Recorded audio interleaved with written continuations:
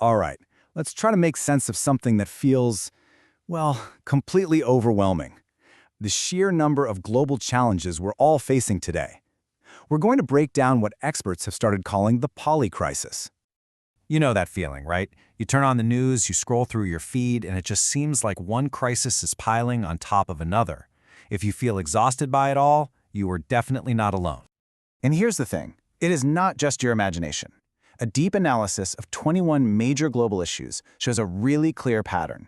And the most important takeaway is this. These aren't separate, isolated problems. They are all connected.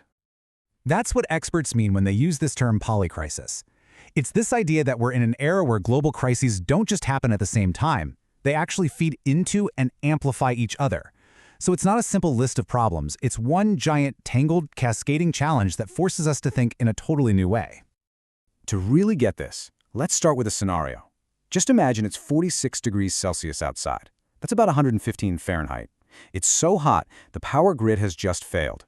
And your family's having a serious conversation about whether it's time to just leave, to move somewhere, anywhere, cooler. This isn't science fiction. For a growing number of people, this is becoming a terrifying reality. This is what that planetary domino effect looks like in action. It all starts with climate change getting more intense. That, in turn, leads directly to water becoming scarce. When there's not enough water, our food systems start to fail. And as all those resources disappear, biodiversity just collapses. See? Each crisis literally knocks over the next one. And these aren't abstract concepts. The impacts are just devastatingly real.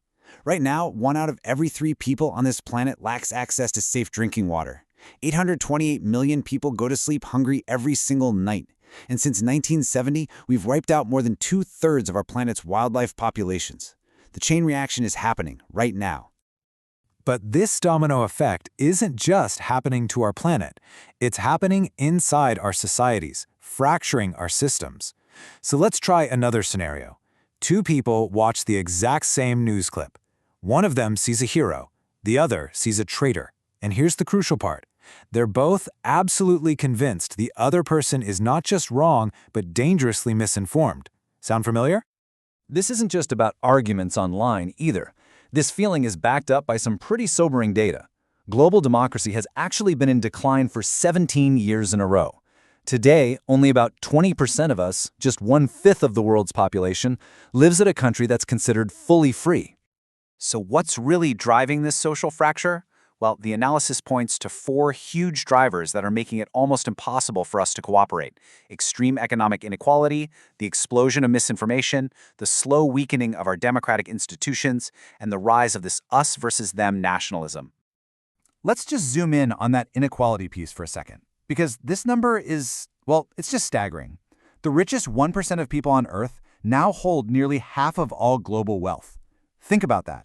That kind of concentration has massive consequences for every single one of us. And you might be thinking, okay, that's a wild statistic, but why does that wealth gap really matter to me? Whether you're in the 1% or the 99, what are the real-world effects? Well, it matters because extreme inequality is like an acid that corrodes the entire social fabric. When people feel like the game is rigged, trust in institutions just collapses. Democracy gets weaker when massive amounts of money can buy political influence. And all of this leads to more social unrest and crime, which ultimately makes society less safe for everyone, no matter how much money you have. And that brings us to our third major theme, technology. Imagine this, and for many of us, we don't have to imagine it. You whisper something to a friend, and a minute later, an ad for that exact thing pops up on your phone. It's that creepy, unsettling feeling, because every click, every swipe, even every pause you make is being converted into data. So who's doing the watching? It's not just one group. You've got corporations collecting our data for profit. You've got governments monitoring for national security and, sometimes, social control. And then you have hackers, always looking for a way in, to use that same data for crime and espionage. This really gets to the core paradox of modern technology. It's a true double-edged sword. On one hand, AI could help us cure diseases, but on the other, it threatens millions of jobs. The internet connects the entire globe, but it does so at the cost of our privacy. It can spread knowledge to anyone, but it also fuels misinformation on a scale we've never seen before. You know, there's that old saying from the early days of the internet that has never been more true. If you're not paying for the product, you are the product. Our attention, our data, that has become the real currency of our digital world. So when you take a step back and look at the whole picture, the conclusion becomes crystal clear. These three areas, the planetary crises, the societal crises, and the technological crises, they are not in separate boxes. They are completely, totally inseparable. A worsening climate makes social divisions worse. Technology can either help us solve these problems or it can pour gasoline on the fire. And look, because these problems are so deeply integrated, our solutions have to be too. It means we have to stop trying to solve one problem at a time in a vacuum. Real success is going to require global cooperation on a massive scale, and it's going to require empowering societies, giving people the tools and the equity they need to build a future that can actually withstand these shocks.